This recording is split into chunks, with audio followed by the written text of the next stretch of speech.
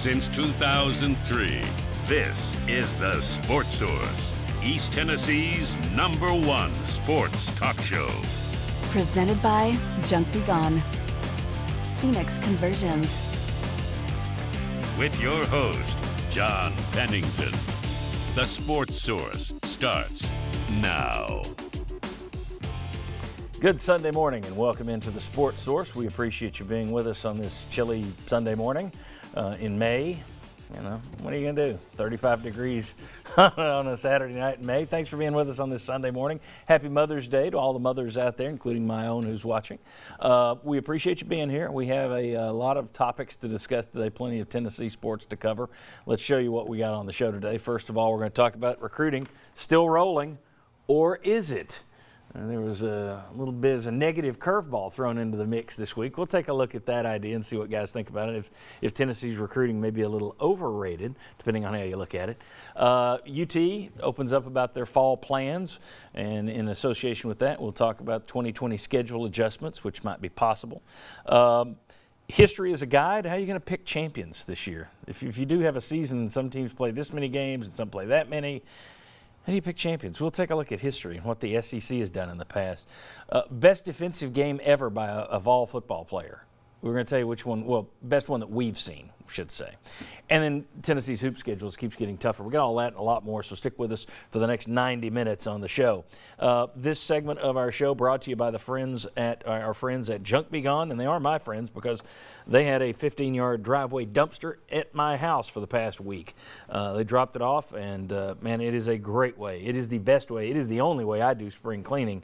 Instead of having to drive bag after bag to the dump or put 400 bags out in the driveway for somebody else to pick up and for the neighbors to scream about, get the driveway dumpster, do it yourself, and they just haul that stuff off. Also, though, if you've got bigger items and stuff you need demolished, they can do that. They have teams that do it, and they do it with all the social distancing that everyone's focused on right now. Junk Be Gone, great local business, junkbegone.biz to learn more. All right, first two members of our panel. We got Chuck Cavallera sequestered off the set right now, but right here we got Josh Ward, and right there Vince Ferrara, two guys from WNML. Good to have the sports animals here with us today. Thank you, gentlemen. Let's start with Tennessee's recruiting. Another good week for the Vols. Let's go ahead and show you what happened this past week. Last Sunday, after our show finished up, Cody Brown, running back, 4-star out of Georgia, picked the Volunteers. On Monday, Colby Smith, offensive tackle, 3 stars, North Carolina. Yesterday, is it Catron or Catron? How does he like to pronounce that? Josh, you cover it. Catron. Have you spoken to him? I have not. No. Then you don't really know. No, it's Catron, okay? Defensive tackle, 4-star, Maryland. And then you could have 2 more guys coming in the fold today. They're expected to. That's the belief. Aaron Willis, who's a teammate of Evans, linebacker from Maryland, 4-star, and quarterback out of Texas, who supposedly his mother wants him to come to Tennessee. It wouldn't be a very fun Mother's Day if he said, sorry, Mom, I'm not going where you want. So anyway, those two today. All that has catapulted the Volunteers to number 2 in the nation. Now, I know that's awfully small, but that's the 24/7 sports ranking of the top 10 right now. Ohio State, Tennessee, North Carolina, Clemson, Florida, Minnesota, Iowa, Notre Dame, Miami, Southern Cal. Gentlemen, it's still a long way till December, and we don't know that we're going to have an early signing period this year. Could be just February. Heck, we don't know. Could be March, could be April. But that said, 19 commitments. I mean, you're loading up on guys at this point. You're climbing the ranks. You're number 2. If I gave you a mythical $1,000, so I'm certainly not giving you a real $1,000, would you go all in on Tennessee finishing with a top 5 recruiting class? Is it too soon to say that, or would you do it at this point? How much money of that $1,000 would you put on the Volunteers finishing in the top 5?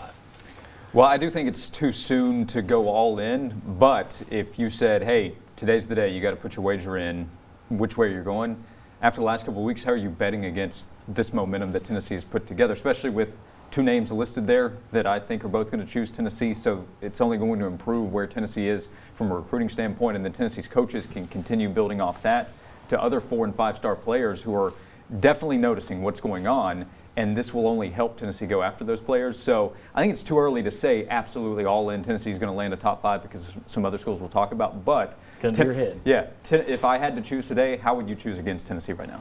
Vince? Well, I wouldn't bet my own real $1,000, but since it's mythical, Yeah. I'll go ahead and say I would lead in that direction. I mean, Josh hit on it. It's not an absolute. We don't know how many guys are going to change their commitments or these reservations that they have right now. Once things open up and you're allowed to have visits, you could very well have it wide open and a lot of decisions being changed. And so I think that we could have a lot of movement. You could also have upgrading and the class change, things like that.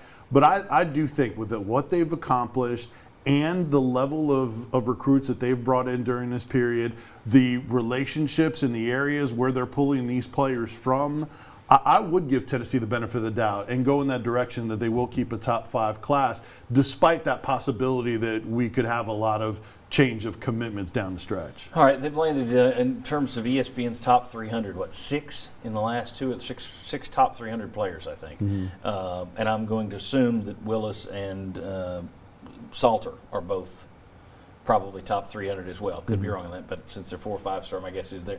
You can wind up with 8 top 300 players, I believe. What's the key? Why is Tennessee on such a roll right now? Whereas, and we'll talk about this in the next segment, Alabama got 4 commitments, Auburn 4 commitments, Georgia's about 7 commitments.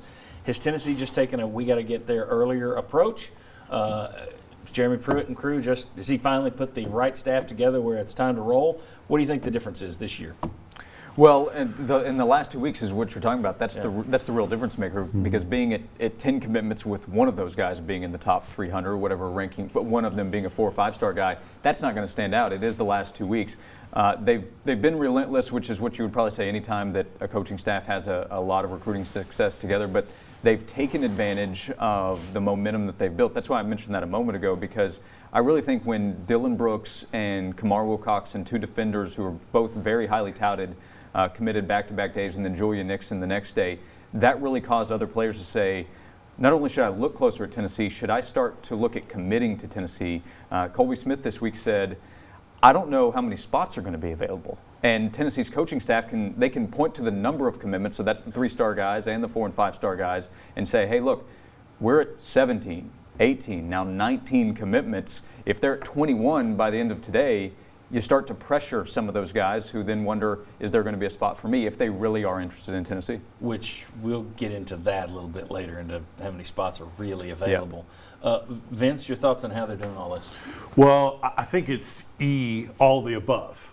I mean, you could go down the letters and give a whole bunch of options and say it's M, all the above, because it's a lot of things coming into place for you to pull this level of recruits during this short period of time. And to Josh's point of the influence of Brooks and Wilcoxon, Brooks was because he was a knee position, he was a 5-star, and a lot of people want to play with him. With Wilcoxon, he's been that alpha out there trying to peer recruit and bring more guys in and doing it more outwardly. So those 2 guys were very influential. I also think it's kind of surprised a lot of people that the decisions are being made now versus waiting. And a lot of guys did plan. Josh, you know this. A lot of guys have been planning to make a decision maybe later in the season or just before their football season. But now they see the landscape. They see other people doing it. Evans moved his up. Yeah. Yesterday. Yeah, exactly. And to your point, now they see, all right, I want to be a part of this special, and I better jump on a spot